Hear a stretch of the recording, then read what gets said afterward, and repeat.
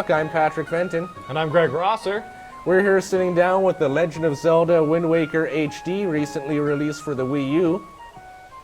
So the events of this Zelda are set hundreds of years after the Ocarina of Time.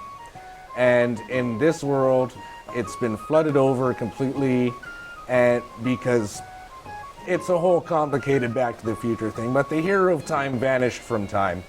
And now this is the young Link, a new young Link, who has to once again fight evil and collect the Triforce.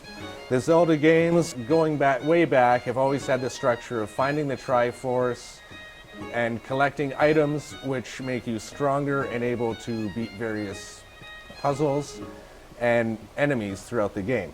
So Greg here is playing on Outset Island, and this is where you first start off on the game.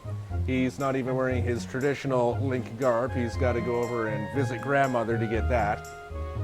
Yeah, and if you take a look at the game, like it's pretty apparent the changes that they've made, especially if you've played the original Wind Waker for the GameCube. And the first thing I noticed right away was the lighting. The lighting is so much different. You can see all the atmosphere and the accent on everything right now, and there's the atmospheric fade, and the shadows have been overhauled as well, and you know, the little grass. And it's familiar enough that, you know, it's nostalgic, but with the new Wii U controller, it's cool enough that it feels like it's a new experience. The game itself beforehand was always very polished, and, you know, the gameplay of Zelda has always been something that hasn't changed drastically since the Ocarina of Time for the Nintendo 64. But with this HD remake, I find the colors just pop out at you. It's a very visual experience. And another thing is that it's more than just a visual aesthetic overhaul of the game. It's the control scheme. There's some added additions to the game, like the hero mode, where enemies do double damage and you have a limited amount of life or hearts. Yeah, the hearts will not appear anywhere when you chop down a bush or a tree. I think the only way that you can regain hearts is through potions and fairies. Right? About the new Wind Waker for the Wii U is the Wind Waker system itself. And one of my biggest problems with the Zelda series, especially in Ocarina of Time, is when you utilize the instruments, you can learn up to a dozen different songs. Some of the songs are more complicated than others, and a great thing about the controller is that you can look down onto the controller, you can see each of the songs that you need to play in order to change the wind. So I'm going to do the Wind's Requiem right now, which is I messed it up. Now, in the original Zelda Wind Waker, this is the only way that you could change the direction of your wind for the sail. So every time you decided you need to go in a new direction, whether you're picking up treasure and you missed it and you have to go back, the only way to do it would be to change and take your wind here. But in this remake HD, you have a brand new sail, which not only doubles your speed, but it also changes the direction of the wind for you. No matter where you go, the wind follows you.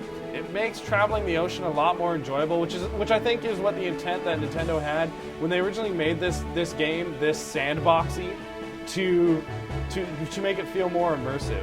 Now, for hardcore players that want to change the wind and you know, want the immersion from the previous game, there is an option to use the regular sail, and you can change the wind at will with the Wind Waker.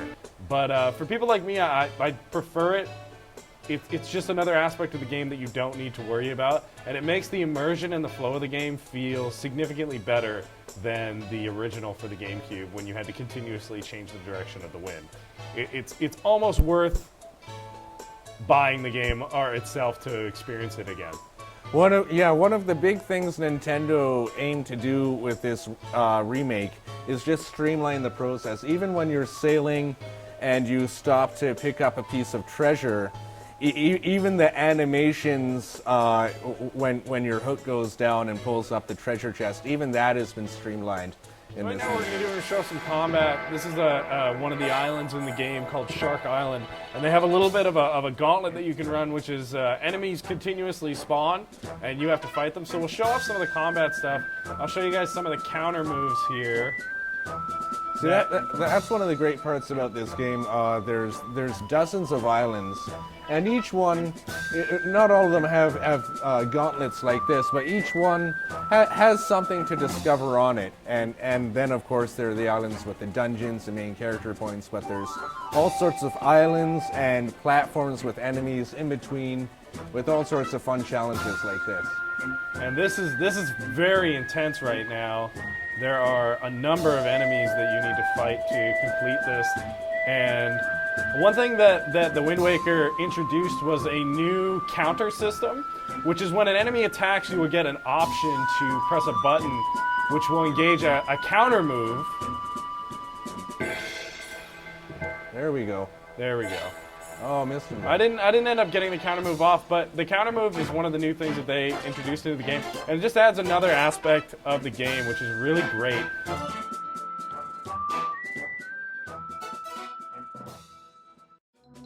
Now here we have Greg playing one of the later bosses in the game. This fellow's name is Jalhala, and he guards the Earth Temple. Let's rev this up to fast motion and see how he does.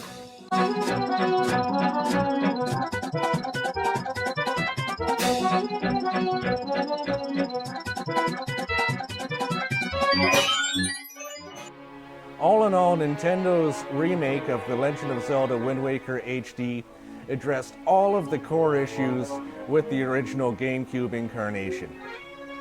The third act of the game has really been streamlined, as well as the sailing process itself, which of course players are going to spend a lot of time doing. Also, using full advantage of the Wii U gamepad, the inventory and map screens are easy to use at a touch of a button, as well as the shine and glory of 1080p graphics. Also, they fully integrate the Wii U Miiverse into this incarnation, and players can put a message in a bottle and throw it in the ocean for players all around the world to find and discover for themselves. There isn't much more Nintendo could have done with this remake, and it's sure to attract new and returning players to the Zelda franchise. I'm Patrick Fenton, and if you'll excuse me, I got some games to play.